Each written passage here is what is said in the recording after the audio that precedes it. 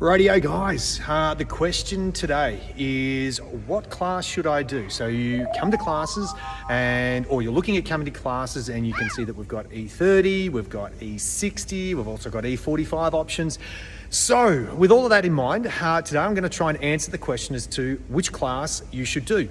Now, before we get into explaining the differences between the classes, the first thing we need to understand is the similarities between the classes. So the first thing is every single class, whether it's an E30, E45, E60, or one of our other additional classes, it's all centered around building fitness. All right. So, and why we say fitness reigns supreme. Fitness is our whole focus. So if someone wants to lose weight, we say, hey, we're going to get you fit. If someone says, I want to tone up, we say, great, we're going to get you fit. If someone says, hey, I want to just be active and be able to play with the kids or have more energy, we say, hey, great, we're going to get you fit.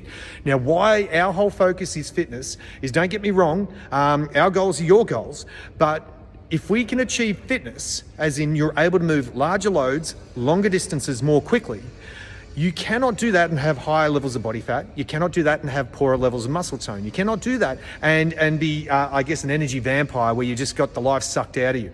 All right, so the reality is that all of these things comes back to fitness. So all of our classes are centered around building that fitness. But within that, there are subtle differences within these classes.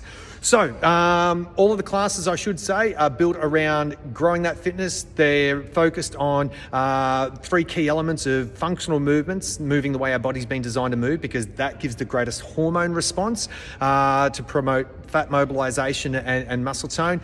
It's also, we focus on constantly varied, making sure that we don't repeat our workouts because it keeps it interesting, and it also ensures that you're not going to hit a plateau unnecessarily. And the final piece of the puzzle is it's performed with a high degree of relative intensity, meaning we need to train at a level that's out of your comfort zone. And so we've got the ability to tailor that to each individual.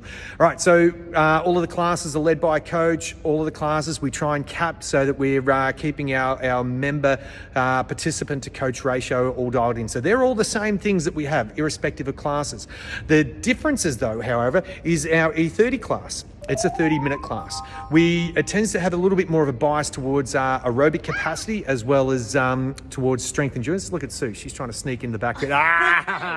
Gotcha. So it's focused around strength endurance. So typically it means lighter weights, higher reps. Now, the other thing that we do with the E30 is that we tend to use a lot of dumbbells, we use a lot of kettlebells, the suspension straps, those blue straps you can see over in the corner there. So they're the sort of equipment that we use. And so from that end, guys, it's really the movement exercises, they're all a little bit simpler in nature. So they're not too complex, all right? So 30 minutes, it's just get in, get out, get it done. Now, if you're someone that's just looking to build, you haven't done this sort of training before and you want to build a bit of fitness, a little bit of muscle tone, this is a great no fuss, get in, get it done, get out type class.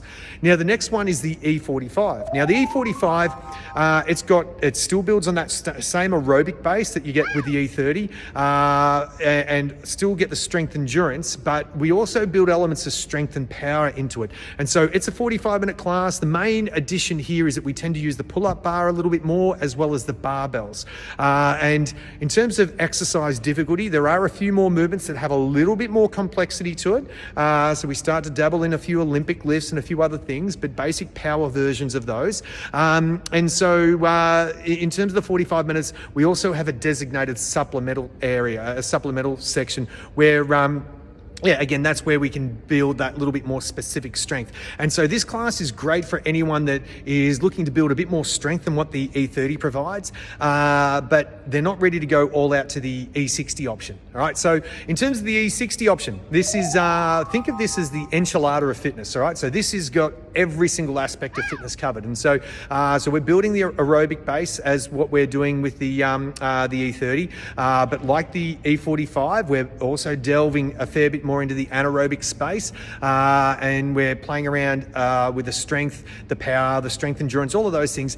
But we also work on a broad spectrum of movement proficiency as well. So there's going to be some higher level skilled movements and more complex movements in there. And so we use much the similar equipment to what we use in the E45, but there's also a few additional items that we might loot. Yeah, like over here, you may not be able to see it, but suspended up right up through the middle of the screen or ropes. So there's a few extra things that we tend to throw in the mix there, but it's really from this end, the E60 is a great option for anyone that wants to build that all-round fitness, but they're open to learning new things and wanting to develop that broad spectrum of fitness, including that movement proficiency. So from that end, that's an overview. So is one better than the other? Well, it depends on your goals. It depends what you want to get out of it. But like I say, in brief summary, E30 is great for fitness gains and toning gains, but really predominantly lighter weights, higher reps. E45, we build a little bit more strength into that. So you're going to do lighter weights, but you're also going to do moderate and heavy weights. And then the E60 is an extension of that again with a few more complex movements. So that's it in a nutshell, guys. Hopefully that answers a few of your questions as to which one you should gravitate towards. One's not necessarily better than the other, but from our perspective, it's we need to make sure we're matching horses with courses.